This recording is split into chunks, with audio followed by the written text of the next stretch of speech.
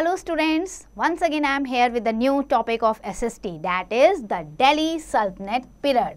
Or in this chapter we are going to study about the different sultans and different dynasties who came to India to rule over, like Khalji dynasty हो गई, आपकी तुगलक हो गई, सैयद हो गई. तो इन सभी डायनेस्टीज के बारे में इस चैप्टर में हम पढ़ने वाले हैं. सो बेटा स्टार्ट करते हैं हम दिल्ली से. अगर आपको याद हो, Delhi was founded by the Tomar Rajputs in 8th century. और पृथ्वीराज चौहान के टाइम पे दिल्ली जो थी बेटा एक अपने प्रोमिनेंट प्लेस पे थी, बहुत अच्छे से इसने ग्रूम अप किया था. उसके बाद क्या हुआ, सल्तनत पीरियड आ गया, दिल्ली सुल्तान्स की एंट्री हुई और दिल्ली सुल्तान ने फिर दिल्ली को अपनी कैपिटल सिटी बनाई और उसके बाद दिल्ली जो है अपनी एक सिग्निफिकेंट रोल में आई. सो दिल्ली सल्तनत period lasted for more than 3 centuries from 1206 to 526 AD का जो पीरियड होता है उसे हम कहते हैं सल्तनत पीरियड. तो चलो स्टार्ट करते हैं हम पहली डायनेस्टी से, that is your slave dynasty 1206 to 1290. Slave dynasty is also known as Mamluk dynasty. ये आपको 1 मार्कर क्वेश्चन आ सकता है, तो ये आपको पता होना चाहिए कि स्लेव डायनेस्टी का दूसरा नाम ममलूक डायनेस्टी है. ममलूक का मतलब क्या होता है बेटा, दैट इज स्लेव और ओन्ड, जिसको गुलाम बनाया गया हो. इल्तुतमिश हो गए, बलबन हो गए, they were the slave of Qutbuddin Aibak who himself was the slave of Mohammad Ghori. So Qutbuddin Aibak जो थे वो मोहम्मद गौरी के स्लेव थे, लेकिन मोहम्मद गौरी की डेथ के बाद यानी कि इन 1206 में हुआ क्या कि कुतुबुद्दीन ऐबक ने अपने आप को इंडिपेंडेंट रूलर डिक्लेयर कर दिया और दिल्ली सल्तनत का उसने इस्टेब्लिशमेंट कर दी. सो कहने का मतलब यह है कि जो एक बार स्लेव रहा है किसी ना किसी राजा का और बाद में वो वहाँ पे इंडिपेंडेंट रूलर डिक्लेयर कर रहा है अपने आप को, इसीलिए इसका नाम स्लेव डायनेस्टी पड़ा था. सो कुतुबुद्दीन ऐबक किसके स्लेव थे, that is Mohammad Ghori. Now Qutbuddin Aibak was a liberal sultan who gave a large donations to the people. He had interest in architecture also. He started the construction of the famous building in Delhi, that is the Qutub Minar. हालांकि इस building को वो पूरा नहीं कर पाए थे, लेकिन उसको स्टार्टअप जो है कंस्ट्रक्शन का उन्होंने ही किया था. He died in 1210. अब हम चलते हैं बेटा इल्तुतमिश पे. जब कुतुबुद्दीन ऐबक की डेथ हुई तो उसके बाद जो दिल्ली सल्तनत में यानी कि स्लेव डायनेस्टी में जो रूलर आए उनका नाम था शमशुद्दीन इल्तुतमिश.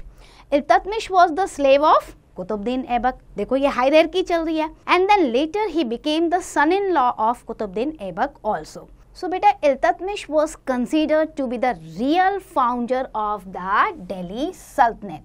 मतलब उनके टाइम पे, इल्तुतमिश के टाइम पे जो दिल्ली थी वो बहुत अच्छे से इस्टेब्लिश हुई थी. At first he put down the internal rebellion जो भी था, उसके बाद जो राजपूत से उनको उन्होंने हराया, उसके बाद उन्होंने बंगाल को भी कैंक्वर किया ईस्ट में. And then he fought with the Sindh and secured his boundaries against the Mongols also.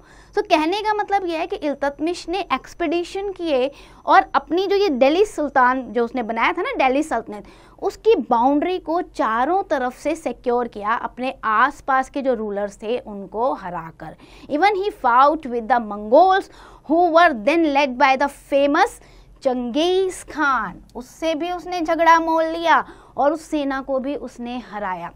सो कहते हैं उसके रूल के टाइम पे he secured the victorious against the Ranthambore, उसके बाद ग्वालियर, फिर मालवा, फिर उज्जैन, फिर बिहार. इन सबको धीरे धीरे इल्तुतमिश जो है वो जीतते गए. Iltutmish completed the construction of Qutub Minar. और मैंने आपको क्या बताया था, उनके जो फादर इन लॉ थे यानी कि कुतुबुद्दीन ऐबक, उन्होंने इसे स्टार्ट किया था, लेकिन उसकी लास्ट बिल्डिंग ये जो लास्ट फ्लोर आपको दिख रहा है इसको कंप्लीट जो है इल्तुतमिश ने किया था. अब बात आती है उनकी डॉटर की. He nominated his daughter Razia. Razia आपने नाम बहुत सुना होगा, टू सक्सीड हिम. पहले से ही उन्होंने बोल दिया था इल्तुतमिश ने कि जो मेरी बेटी है वो बहुत पावरफुल है, इसलिए जब मैं मरूंगा तो मेरे बाद थ्रोन पे रजिया जो है वो बैठेगी. और वही हुआ. 1236 AD में जब उनकी डेथ हुई, सो रजिया जो है succeeded the throne and he showed the women empowerment at that time. सोचो बेटा, उस समय जब औरतों को बिल्कुल कोई अधिकार नहीं था, उस समय रज़िया सुल्तान जो थी वो दिल्ली सल्तनत को कंट्रोल ओवर कर रही थी. Now moving to the Razia, which shows the women's strength. Razia ruled for a brief period as she faced number of problems. हुआ क्या बेटा, क्योंकि लेडीज अलाउड नहीं थी उस समय और विमेन जो है वो थ्रोन पे बैठ गई, तो जो मेल डोमिनेंट सोसाइटी थी वो उनके अगेंस्ट हो गई कि हम एक लेडी का रूल जो है वो फॉलो नहीं करेंगे. जितने भी नोबल्स थे उनके, मिनिस्टर्स थे उनके, उन्होंने उन्हें धोखा देना शुरू कर दिया और उनके साथ रिबेल करना शुरू कर दिया. तो उनका जो रूलिंग पीरियड था ना बेटा, बहुत छोटा पीरियड था. She was clever ruler but her being a woman went against her all the people and noble. अब हुआ क्या कि भाई कितने समय तक वो शासक बन सकती थी, सब तो उनके अगेंस्ट हो गए. तो उन्होंने बहुत कोशिश की, बहुत अच्छे से रूल ओवर करने की कोशिश की, लेकिन 1240 में उन्हें मार दिया गया. क्यों? सिर्फ इसलिए क्योंकि वो विमेन थी. After her death several slave rulers, क्या किया उन्होंने, दे केम टू बी थ्रोन, कि भैया हमारा है, क्योंकि वो तो नॉमिनेट किसी को करके नहीं गई, उनको तो मार दिया गया था, तो ये सिंहासन हमारा है. आपस में लड़ाई झगड़ा शुरू हो गया, but they could not make an impact. कोई भी एक पावरफुल नहीं निकला कि भैया ये जो स्लेव डायनेस्टी थी जिसे कुतुबुद्दीन ऐबक ने इस्टेब्लिश किया था उसको आगे बढ़ा पाए. तो हुआ क्या, द सल्तनत faced a grave problems during this period. तो होगा क्या, एक नई डायनेस्टी आएगी. जब आपस में लड़ाई होगी, अच्छा रूलर नहीं होगा, तो नई डायनेस्टी का जन्म हुआ. तो बात करते हैं हम उस नई डायनेस्टी की, ग्यासुद्दीन बलबन से. Balban came to the throne in 1266 AD and he was also a very strong ruler and dealt the family. अब क्यों? क्योंकि भाई अच्छे इन्वेजन उसने किए थे, काफ़ी लोगों को उसने हराया था, तो दिल्ली की गद्दी उसने अच्छे से संभाल ली थी. उसने क्या काम किया, उसने अपनी आर्मी को बेटा बहुत मजबूत कर दिया था. बहुत अच्छे सोल्जर्स उसने रखे, अच्छे वेपन्स ला के रखा, वेल इक्विप्ड आर्मी आप कह सकते हो. And even he secured his border from the Mongols, क्योंकि उस समय सबसे बड़ा जो हमें इन्वेजन झेलना पड़ता था ना इंडिया को, वो मंगोलिये थे. मंगोलिये बार बार इंडिया में आते थे और यहाँ पे हमला करते थे, लूटपाट करते थे. सो मंगोलों से अपना बॉर्डर सेफ करना बहुत ज़्यादा ज़रूरी था. He also fought with the local Rajput rulers. उस समय राजपूत रूलर्स भी थे इंडिया में लोकल, उनसे भी उसने लड़ाई लड़ी. So Balban took a number of steps to bring the nobles under the control. उसको पता था कि जो ये स्लेव डायनेस्टी जिसमें कुतुबुद्दीन ऐबक, फिर इल्तुतमिश और फिर रज़िया सुल्तान, इनका एंड कैसे हुआ, क्योंकि नोबल्स उनके कंट्रोल में नहीं थे. नोबल्स मतलब उनके मंत्री जो हो गए. तो उसने बहुत कोशिश की, अच्छी अच्छी पॉलिसीज़ को इंट्रोड्यूस किया, स्ट्रॉन्ग पॉलिसीज़ को भी यूज़ किया ताकि उसके नोबल्स उसके कंट्रोल में रहें. इन सब में उसने क्या काम किया, he introduce the Persian custom of सिज़ा, ये उसने इंट्रोड्यूस किया. And strict code of conduct for the nobles, मतलब उन्हें लगे मंत्रियों को कि भाई हम राजा हैं, नवाब हैं, हमारी जो है एक वैल्यू है सुल्तान की. तो उसने एक डिस्टेंस बनाना शुरू कर दिया नोबल्स के साथ कि भैया आपको जब आप मिलते हो सुल्तान से तो अच्छे से उसको सलाम करो. फिर स्ट्रिक्ट कोड ऑफ कंडक्ट है, ये आपको फॉलो करना है, कैसे खड़े होना है, कैसे बैठना है, कैसे राजा के दरबार में आके बात करनी है. तो इस तरीके से उसने ये रूल्स फॉलो करवाने शुरू किए. He even ban the nobles attending the parties और ड्रिंकिंग द वाइन. उसे ये लगता था कि ये अगर ये शराब वगैरह पियेंगे और पार्टीज करेंगे तो ये गलत संगत में पड़ेंगे और ये देश के लिए खतरा है. तो मतलब इस तरीके से वो स्ट्रिक्ट बनता गया अपने नोबल्स के लिए. Nobles did not accept them measures easily and rose the revolt. भैया अब आप देखो, जो शुरू से नोबल्स अपने आप को शाही मानते थे कि भैया सुल्तान तो हमारे भरोसे ही है, अब उसे आप उन नोबल्स को आप कह रहे हो जी भाई आप मेरे से दूरी बना के रखो. तो भाई उन्होंने तो रिवोल्ट कर दिया बलबन के अगेंस्ट, और Balban died in 1287 and the slave ruler succeeding him were not able. और बाद में जो और आए बलबन के बाद वो अच्छे नहीं थे, अच्छे कैपेबल रूलर नहीं थे, तो इसलिए बलबन डायनेस्टी का भी एंड हो गया. तो इसके बाद जो आती है famous, that is the Khalji dynasty 1290 to 1320 AD. अच्छा, खलजी का नाम आते ही ना हमारे दिमाग में बड़ी जल्दी आता है अलाउद्दीन खिलजी. क्यों? क्योंकि हमने तो रणवीर क्या नाम है उसका, रणवीर सिंह ना, उसकी मूवी देखी हुई है तो हमें याद आता अच्छा अलाउद्दीन खिलजी, है ना। चलो तो खिलजी डायनेस्टी पे चलते हैं। It was founded by Jalaluddin Khilji and lasted for 3 decades in Delhi. मतलब 3 decades तक ये चली थी। And he was weak sultan and compound with the Mongols and he was succeeded by his nephew Alauddin Khilji in 1296।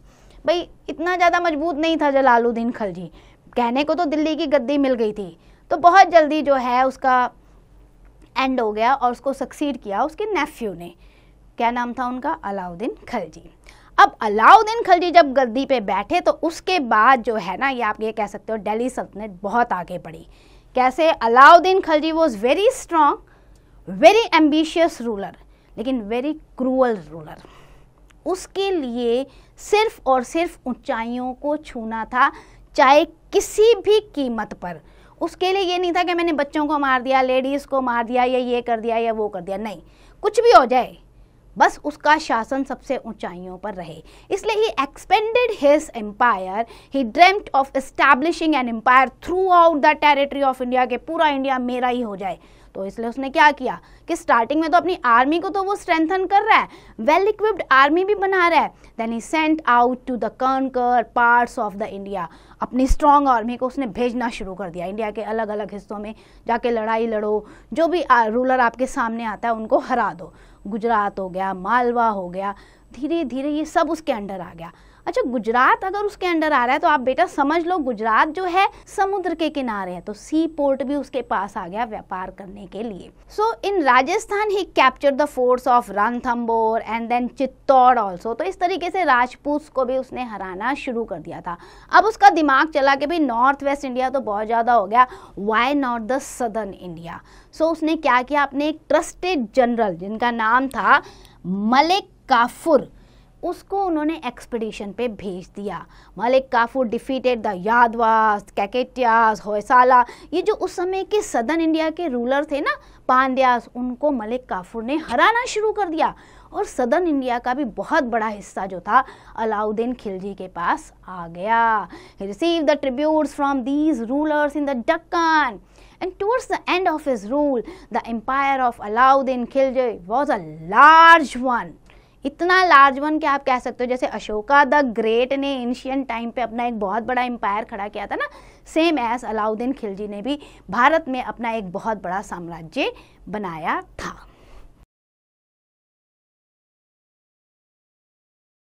Now Alauddin Khilji undertook reforms of the army also. उसने क्या किया, he got the battle horses branded so that the nobles could not replace them. बड़ा दिमाग लगाता था, मतलब एक एक घोड़ा भी वो चुन कर लाता था कि भैया जो लड़ाई में युद्ध मैदान में अच्छे से काम कर सके। तो इन्फीरियर क्वालिटी का अगर उसे कोई भी घोड़ा दिख जाता था, अगर उसके नोबल्स ने ही उसे ऐसा कोई घोड़ा दे दिया जो इन्फीरियर क्वालिटी का है, अच्छा नहीं है, ट्रेंड नहीं है प्रॉपरली, तो वो अपने नोबल्स को भी रिप्लेस कर देता था कि तुमने क्यों नहीं ध्यान दिया कि तुम्हारी आर्मी में ये घोड़ा अच्छा नहीं है। कहने का मतलब ये है कि वो अपनी आर्मी को प्रॉपर ट्रेनिंग देता था, वेल इक्विपमेंट देता था और टाइम टू टाइम उन्हें चेक भी करता था, इसीलिए उसकी आर्मी जो है वो स्ट्रॉन्ग थी। Also the face description of every soldier was maintained in the record. इतना क्लेवर, इतना एम्बिशियस कि भैया उसे ना हर सिपाही का फेस पता होना चाहिए, कब कौन गद्दार आके भाई मिल जाए आर्मी में। तो उसने क्या किया था, उस समय कैमरास तो होते नहीं थे, लेकिन फिर भी हर सिपाही का फेस स्ट्रक्चर बनवा के ना रिकॉर्ड में रखो कि ये हमारा सिपाही था, ये मर गया, ये जी रहा है, हमने इतने ऐड किए, इतने निकाल दिए, हर चीज़ का record proper. He had the spy team also, different empire में अपनी स्पाई टीम उसने छोड़ रखी थी कि वहाँ की जो इन्फॉर्मेशन है वो हमें ला के दो, ताकि उस इन्फॉर्मेशन के भरोसे हम उस एरिया में आक्रमण कर पाएँ। तो इतना दिमाग अलाउद्दीन खिलजी ने लगा रखा था। Apart from that he was very good administrator also. उसे पता था भाई देखो एक इतना बड़ा एम्पायर चलाना है तो रिसोर्सेज तो चाहिए, कहाँ से मिलेंगे, इतनी बड़ी आर्मी में खड़ा कर रहा हूँ, मिलिट्री कैंपेन कर रहा हूँ, तो उसके लिए भी पैसा चाहिए, रिसोर्सेज चाहिए, फीड करना है आर्मी को। So he ordered the measurement of all land under the cultivation and got it divided into the different categories on the basis of fertility.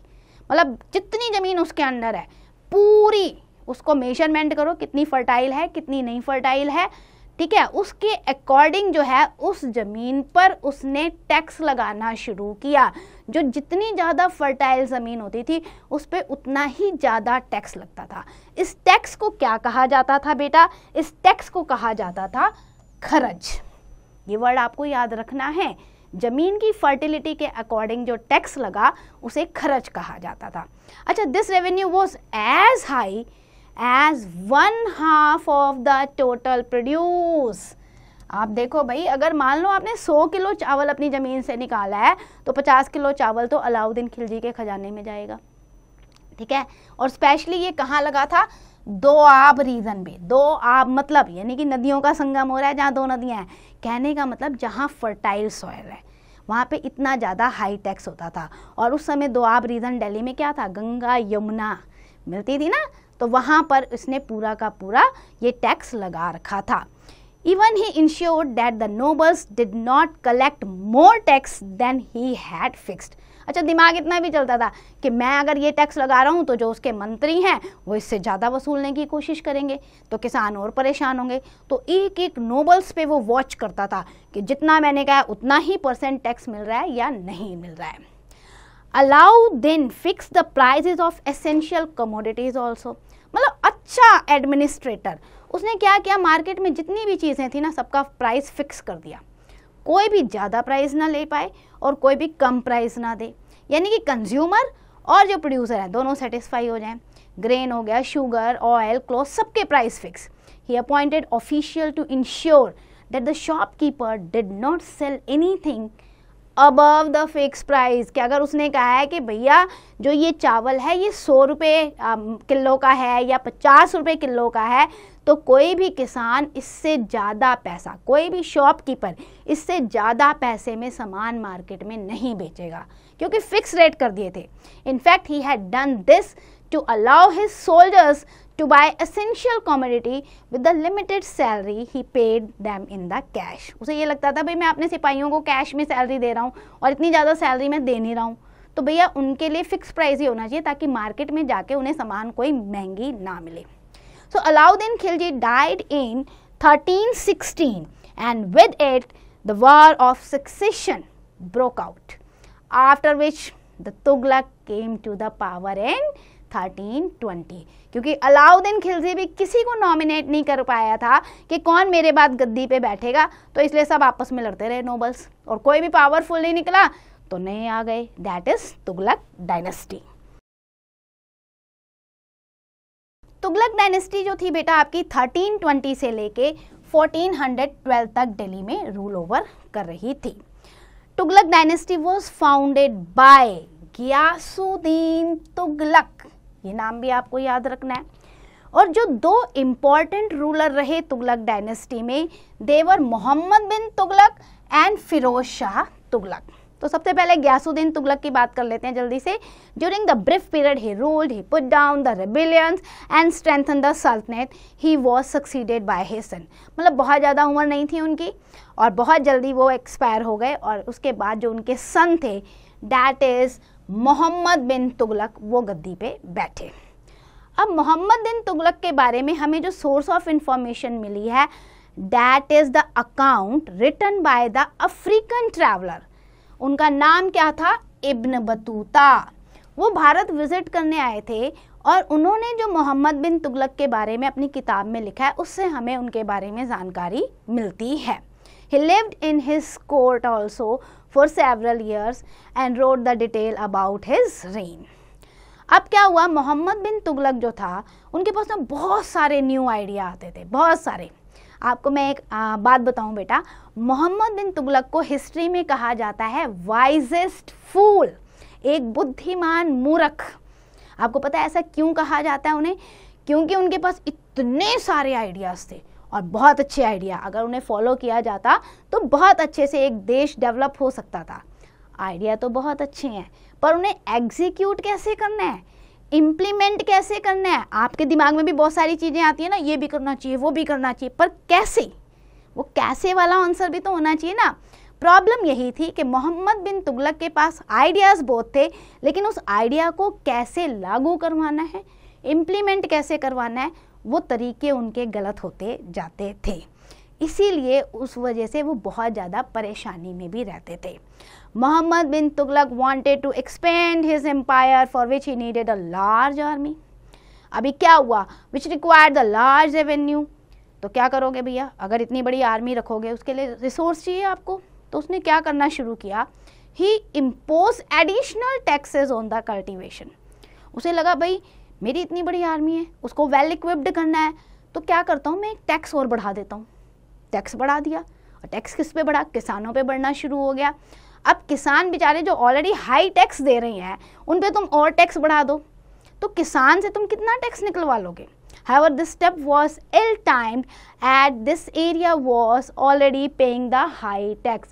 तुम्हें ये दिख रहा है कि नदी का किनारा है, फर्टाइल ज़मीन है, पहले ही हाई टैक्स लगा दिया, ऊपर से और टैक्स लगा दिया।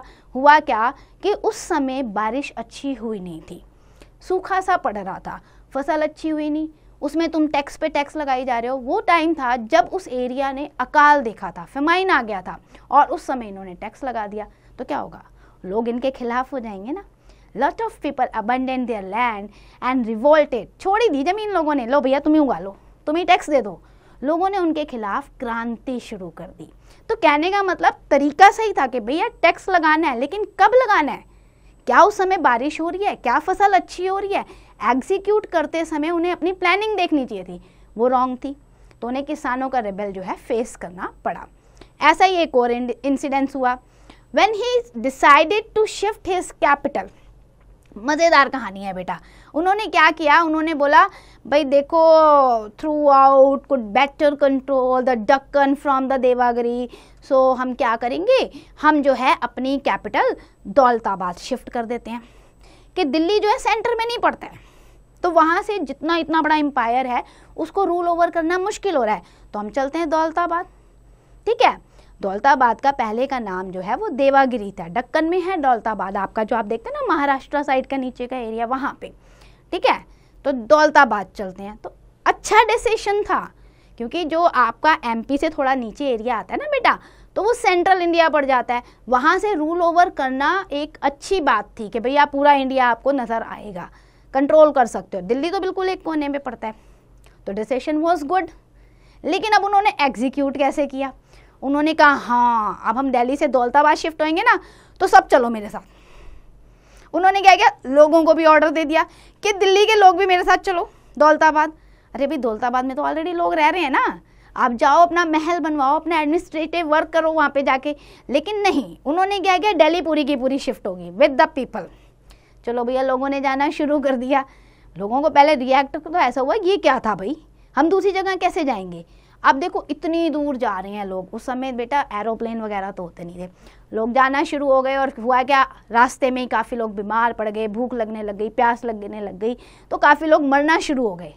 क्यों, क्योंकि इतना रिसोर्स वो लेके चले नहीं थे उस समय, तो पैदल जाना, गाड़ियों पे जाना, वो जो आपकी बुलक कार्ट वगैरह होती हैं, तो काफ़ी समय लगेगा दौलताबाद तक पहुँचने में। हुआ क्या, जब आधे से ज़्यादा रास्ता क्रॉस हो गया, उसने देखा हाय बड़े सारे बच्चे भी परेशान हो रहे हैं, लेडीज़ भी परेशान हो रही हैं, कुछ लोग तो मर भी गए हैं, बुजुर्ग वगैरह, चलो वापस चलो दिल्ली। उसने ये निर्णय ले लिया कि अब दिल्ली वापस चलो। तो अब क्या हुआ, इसीलिए वाइजेस्ट फूल कहा जाता है उन्हें, कि बुद्धिमानी की सोच तो है लेकिन एग्जीक्यूट नहीं कर पा रहे हैं। तो फिर उन्होंने डिसाइड कर दिया वापस दिल्ली चलेंगे। तो इस तरीके के डिसीजन जो थे वो कई बार एग्जीक्यूट करने में रॉन्ग प्रूफ कर गए उन्हें। अब क्या हुआ बेटा, एक थर्ड स्टोरी और आ गई मोहम्मद बिन तुगलक की, जहाँ पे उन्होंने एक बहुत अच्छा आइडिया इंट्रोड्यूस किया लेकिन एग्जीक्यूट गलत तरीके से किया। शॉर्टेज ऑफ सिल्वर कॉइन्स हो रहा था, तो उन्होंने क्या किया, ब्रॉस के जो है मिंटेड कॉइन्स और कॉपर के बनाने शुरू कर दिए, और प्रजा को अपनी बोला कि आप कभी भी any time you can exchange your brass और copper coin from the silver coin of treasury. तो लोगों ने क्या करना शुरू किया, एक्सचेंज करना शुरू किया। सिंपल देखो कि भैया मेरे पास चांदी के सिक्के हैं और आपके पास तांबे के सिक्के हैं, ठीक है, आपने मेरे को तांबे का सिक्का दिया और मैंने आपको एक्सचेंज करके चांदी का सिक्का दे दिया। अभी क्या होगा, आप अमीर होते जा रहे हो, मैं गरीब होते जा रही हूँ, क्योंकि चांदी की वैल्यू ज़्यादा है, isn't it? तो हुआ क्या, मार्केट में लोगों के पास जो है सिल्वर कॉइन आने लग गए और मोहम्मद बिन तुगलक के खजाने में ब्रॉस और कॉपर के कॉइन्स भरने लगे। तो इस तरीके से ये भी एग्जीक्यूशन जो था वो गलत था। However, the pattern of the coins was very simple, so the local craftsmen easily जो है उसे culprate कर देते थे। Now the people started to pay their tax in the currency form। लोगों को भी लगने लगा कि भैया करेंसी तो है ही, करेंसी की फॉर्म में टैक्स देते हैं, हम क्यों देंगे। तो उन्होंने क्या किया, रादर देन अपने प्रोड्यूस को देने की बजाय उन्होंने करेंसी में देना शुरू कर दिया। तो बहुत जल्दी उसका खजाना जो है वो कहते हैं कि बिल्कुल हल्के कॉइन से भर गया था। तो इस तरीके के जो स्टेप्स हैं वो सोसाइटी में वाइजेस्ट फूल के स्टेप्स के नाम से जाने जाते हैं। However Mohammad bin Tughlaq continued to have a new weird ideas. मतलब इतना सब होने के बाद भी उसके जो ये वियर्ड आइडियाज थे ना वो ख़त्म नहीं होते थे। In order to secure his northern frontier, he sent his army to occupy the Kangra region। Kangra कहाँ पे है, हिमाचल प्रदेश में है बेटा। सो उसने क्या किया, वहाँ पे अपनी पूरी आर्मी भेज दी और वहाँ पे भेजने के बाद उसने बोला तिब्बत तक चले जाओ, पूरा का पूरा ये जो मेरा नॉर्दर्न एरिया है ना सिक्योर होना चाहिए। Where the Hossair hills caused a lots of casualty। अब ये उसने देखा नहीं कि उसकी आर्मी क्या उन पहाड़ों पे चढ़ने के लिए ट्रेंड है, क्योंकि हिमाचल के पहाड़ और तिब्बत जिसे हम रूफ ऑफ द वर्ल्ड कहते हैं, क्या वहाँ तक ये घोड़े ये आर्मी पहुँच पाएगी। ऑर्डर तो दे दिया आपने और हुआ वही कि लॉट्स ऑफ कैजुअलिटी, बहुत सारे जो है इसके जो सोल्जर्स थे, इवन जो एनिमल्स लाइफ स्टॉक था वो भी मारा गया। It is said that only 3 officers returned alive from there। सोचो कितना बड़ा लॉस मोहम्मद बिन तुगलक को हुआ कि सिर्फ 3 ऑफिसर जिंदा बचकर आए थे वहाँ से। So Muhammad bin Tughlaq also had an idea to expand his empire up to the Central Asia। अब उसने क्या किया, he recruited a large number of soldiers and equipped them with the weapons and supplies। उसके दिमाग में ये चल रहा था कि पूरा सेंट्रल एशिया मेरे पास हो जाए, लेकिन ये नहीं देख रहा था कि मैं एग्जीक्यूट क्या कर रहा हूँ, आइडियाज दिए जा रहा हूँ। He even paid their salary for 1 year in advance. भैया देखो तुम अगर मेरे लिए लड़ाई लड़ोगे तो मैं 1 साल की सैलरी आपको एडवांस में दे रहा हूँ। This expedition was given up. इससे क्या हुआ बेटा कि जो न्यू सोल्जर्स थे देवर ऑल्सो डिसबैंडेड और बहुत बड़ा एक ग्रुप जो था वो मोहम्मद बिन तुगलक से डिससेटिस्फाइड हो गया। All these new ideas were either impractical or ahead of its time। क्योंकि जितने भी आइडियाज़ थे बेटा वो एग्जीक्यूट नहीं हो रहे थे प्रॉपर, या फिर वो उस टाइम पीरियड के लिए नहीं बने थे। एक पर्टिकुलर टाइम का वेट करना चाहिए था और तब वो आइडियाज़ जो है एग्जीक्यूट करने चाहिए थे। हुआ क्या, धीरे धीरे मोहम्मद बिन तुगलक से जो जितने भी नोबल्स थे, लोग थे, उनका विश्वास उस पे से उठता गया और जगह जगह उसके अगेंस्ट जो है रिबेल होना शुरू हो गया, रिवेल्ट होना शुरू हो गया। बहुत सारे जो किंगडम्स थे उन्होंने अपने आप को मजबूत किया और मोहम्मद बिन तुगलक से अपने आप को आज़ाद करवा लिया, चाहे वो दक्कन हो, चाहे वो आपका सदर्न इंडिया हो। No other Delhi sultan had faced as many revolt as the Mohammad bin Tughlaq had faced. तो इस तरीके से मोहम्मद बिन तुगलक ने इतने अच्छे आइडियाज़ तो दिए लेकिन एग्जीक्यूट गलत तरीके से किया, इसलिए बहुत सारी क्रांतियों का सामना भी उसे करना पड़ा। अब चलते हैं हम फिरोज शाह तुगलक पे, the cousin of Mohammad bin Tughlaq. वो थ्रोन पे बैठे थे 1351 में। He realized that he had to win the confidence of ulema and nobles। उलेमा होते हैं बेटा जो स्कॉलर्स होते हैं ना, इस्लामिक स्कॉलर्स जो इस्लाम के रूल रेगुलेशंस को अच्छे से जानते हैं। आप इस्लामिक गुरु कह लो या इस्लामिक स्कॉलर कह सकते हो। और नोबल्स जो मंत्री हो गए। तो उसे लगा अगर मैं इन दोनों को अपना कॉन्फिडेंस में ले लूँ, अगर ये दोनों मेरी बात मानने लग गए तो इसका मतलब मैं अच्छे से शासन कर पाऊँगा। तो उन्होंने क्या करना शुरू किया, उलेमास और नोबल्स को फेवर देना शुरू किया। ड्यूरिंग द सल्तनत पीरियड द सुल्तान गेव इक्तास। इक्तास का मतलब होता है बेटा लैंड, मतलब जो नोबल्स होते थे ना, जो मंत्री होते थे, उन्हें लैंड ग्रांट की जाती थी और उस लैंड से फिर वो टैक्स कलेक्ट करते थे और अपनी आर्मी को मेंटेन करते थे। दिस इक्तास वर ट्रांसफरेबल। मान लो आज ये एरिया जो है, ये लैंड मैंने आपको दे दिया, द्वारका सेक्टर 10, ठीक है। अब आप इसको जो है रूल ओवर करो। बाद में मैंने आपका ट्रांसफ़र करके पालम की तरफ कर दिया या मैंने आपका ट्रांसफ़र करके महाराष्ट्र की तरफ कर दिया। सो कहने का मतलब ये जो इक्ता था ये ट्रांसफरेबल लैंड होती थी, तो इसलिए कोई भी जो नोबल था वो पावरफुल नहीं बन सकता था। और इक्ता जो था, जो उसका हेड होता था, उसे इक्तदार कहा जाता था। द इक्ता went back to the sultan. मान लो उस इक्तदार की, उस नोबल की डेथ हो गई, तो वो जो एरिया है डायरेक्टली सुल्तान के कंट्रोल में आ जाएगी। Now to please the ulema, he introduced the Quranic laws and gave grants to the ulemas also. अब उलेमास को खुश करने के लिए उसने यही किया कि कुरान के जितने लॉ थे अपने रूल में लगा दिए और उनको जो है पावरफुल बनने को दे दिया। Now however these steps resulted in the revolts in Bihar and Bengal. लोग इससे खुश नहीं हुए, तो वहाँ पे जो है रिवॉल्ट हो गई, मेवाड़ में हुई, मारवाड़ में हुई, लोग इसके अगेंस्ट हो गए एंड इवन वहाँ से उन्होंने अपनी ज़मीनों को दोबारा से रिकैप्चर कर लिया। Firoz Shah Tughlaq was a welfare oriented ruler. He built mini canals, tanks. उसको लगता था भाई देखो, अगर मुझे टैक्स वसूलना है तो मुझे इस एरिया में काम भी करना है, तो इसलिए उसने हॉस्पिटल हो, रेस्ट हाउस हो, कुएँ हो, इन सब चीज़ों को जो है बनवाया था। When he founded the many new towns such as आपका जो आजकल है ना हिसार हो गया आपका, देन आपका फिरोजपुर हो गया, जौनपुर हो गया, फिरोजाबाद हो गया, ये इसने इस्टेब्लिश किए थे। उसने फ्री मेडिकल सर्विसेज भी देनी शुरू की लोगों को, एजुकेशनल इंस्टीट्यूशन भी बनाए जिसमें जो है फ्री शिक्षा दी जाने लग गई। Even he commission the translation of Sanskrit work into the Persian and Arabic, कि भाई जो इंडिया में संस्कृत लैंग्वेज चलती थी वो संस्कृत लैंग्वेज सबको समझ में आए, इसलिए उसने ट्रांसलेटर भी अपॉइंट किए थे। अब हुआ क्या, फिरोज शाह की डेथ जब हुई ना 1388 में बेटा, सो वॉर ऑफ सक्सेशन जो है फिर से आ गया, क्योंकि उन्होंने भी नहीं बताया कि गद्दी पे कौन बैठेगा। बहुत सारे गवर्नर जो थे, जो मतलब फिरोज शाह तुगलक के अंदर थे, उन्होंने अपने आप को इंडिपेंडेंट डिक्लेयर कर दिया। So Tughlaq dynasty suffered heavily when the Taimur invaded in 1398. Bharat में जब तैमूर का आक्रमण हुआ तब जाके तुगलक डायनेस्टी का भी आप कह सकते हो एंड होना शुरू हो गया। The Tughlaq came to power for a brief period after Taimur returned, but this dynasty finally declined in 1414 due to the weak successor. And moreover, the next Sultan Khilji Khan with this Sayyid dynasty was founded. क्योंकि खिलजी खान भी हार गए थे तो उसके बाद क्या आई, Syed dynasty. अब हम कंपेयर करते हैं बेटा अलाउद्दीन खिलजी और मोहम्मद बिन तुगलक का शासन, क्योंकि ये दोनों जरा बहुत फेमस रहे इंडियन हिस्ट्री में और दिल्ली सुल्तनत पीरियड में, तो इनको कंपेयर करते हैं। Alauddin Khilji, when Delhi was attacked during his reign, he set up a new garrison at Siri. इसने क्या काम किया, नया पूरा का पूरा एक कैंटोनमेंट एरिया बना दिया था सिरी में।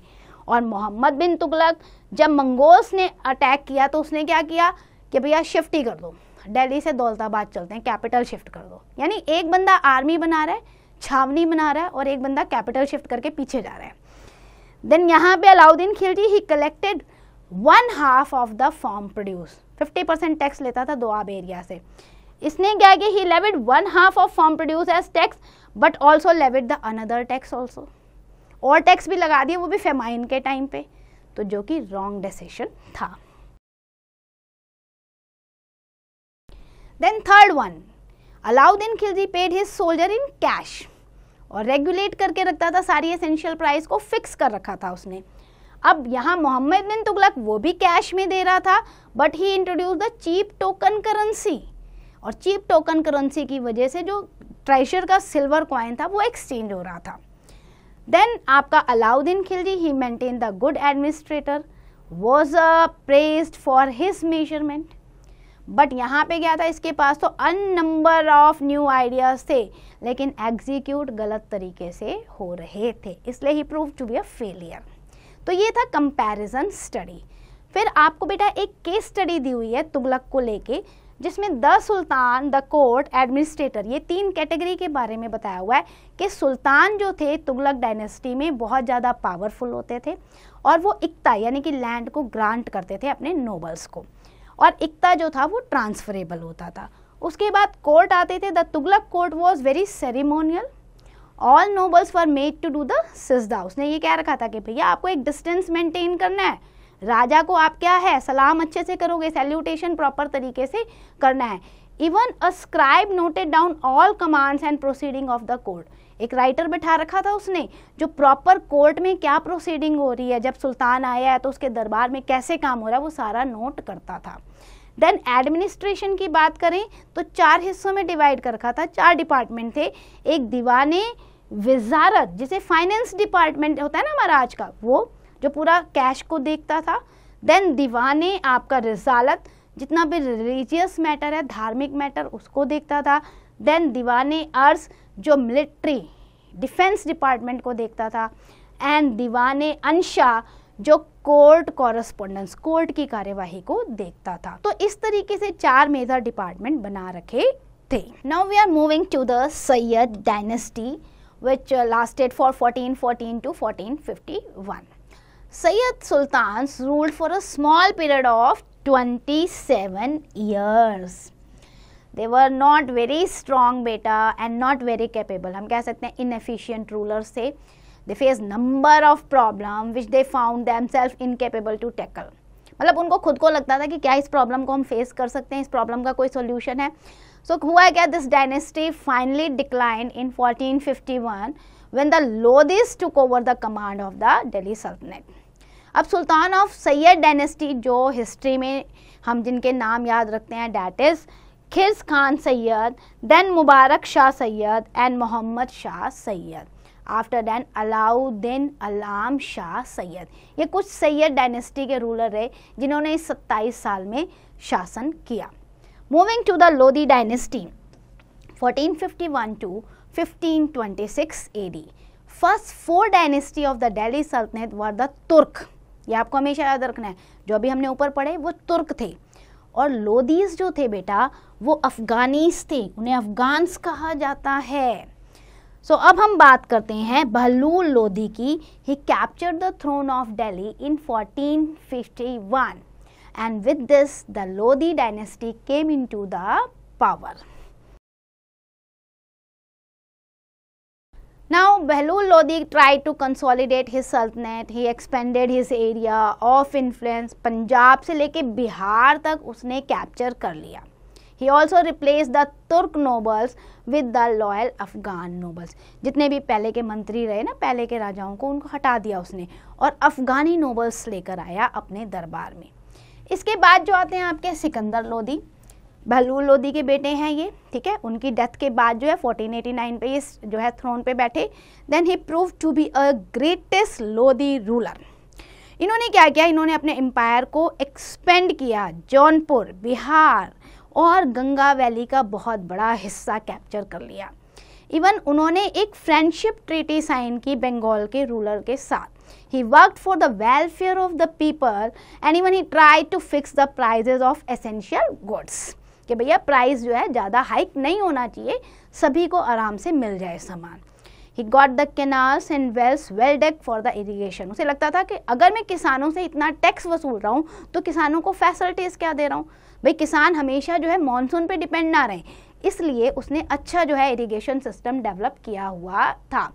और एक बात बताऊँ बेटा मैं आपको, आगरा जो आज आप देखते हैं ये सिटी आपकी सिकंदर लोदी ने इस्टेब्लिश की थी। He shifted his capital from Delhi to Agra and he was succeeded by the next Lodi ruler, that is Ibrahim Lodi in 1517. Ibrahim Lodi जो थे वो सिकंदर लोदी की तरह उतने एफिशिएंट रूलर नहीं थे, इसलिए उन्हें बहुत ज़्यादा रिवोल्ट को फेस करना पड़ा। बहुत सारे अफगान नोबल्स उनके अगेंस्ट हो गए, हालांकि ही वॉज वेरी स्ट्रॉन्ग तो उसने उन्हें हरा दिया था, तो कुछ रिवोल्ट से तो वो बच पाया। But this resulted in the resentment, लोगों के अंदर तो गुस्सा आ ही चुका था। वन ऑफ दीज नोबल्स दौलत खान लोदी, उसे गुस्सा इतना ज़्यादा आ गया इब्राहिम लोदी पे कि उसने चुपचाप बाबर को इनवाइट कर दिया कि आप इंडिया आइए, इंडिया में इन्वेड कीजिए, हम आपके साथ हैं। यानी कि देखो इसके घर में ही गद्दार बैठे हुए थे क्योंकि इससे खफा थे, और यही कारण था कि दौलत खान लोदी की वजह से बाबर इंडिया आया। और उसके बाद आपको पता ही है एक पानीपत की लड़ाई हुई 1526 में, जिसमें इब्राहिम लोदी हार गया, मारा गया, और वहाँ से शुरू हो गई हमारी Mughal dynasty. So that's end for the chapter. I hope you understand. Let's do the quick revision. Number 1, Delhi Sultan was ruled by 5 dynasty आई थी दिल्ली में 3 सेंचुरीज के लिए. Slave dynasty, Khalji, Tughlaq, Sayyid and the last one is the Lodhi dynasty. Qutbuddin Aibak जो थे और उनके सन इल्तुतमिश, उन्होंने इस एम्पायर को बढ़ाया था, लेकिन जब इल्तुतमिश ने रज़िया को नॉमिनेट कर दिया तो ये स्लेव डायनेस्टी थोड़ी सी वीक हो गई. And then Balban dynasty, strong ruler थी स्लेव डायनेस्टी की, लेकिन ये भी एंड पर आ गई. और आफ्टर दैट खलजी डायनेस्टी आई. अलाउद्दीन खलजी के टाइम पे ये एक्सपेंड हुआ. तुगलक डायनेस्टी में हमने फिरोज शाह तुगलक और मोहम्मद बिन तुगलक के बारे में पढ़ा. सैयद डायनेस्टी जो है वीक रूलर्स थे, तो ज़्यादा रूल नहीं कर पाए, जस्ट 27 ईयर्स रूल किया. और उसके बाद लोधी सुल्तान जो कि अफगान्स थे, they face loss of resentment and finally routed by the Babur in 1526. So that's end for the chapter. I hope you understand. Now it's your turn. Do the exercise carefully.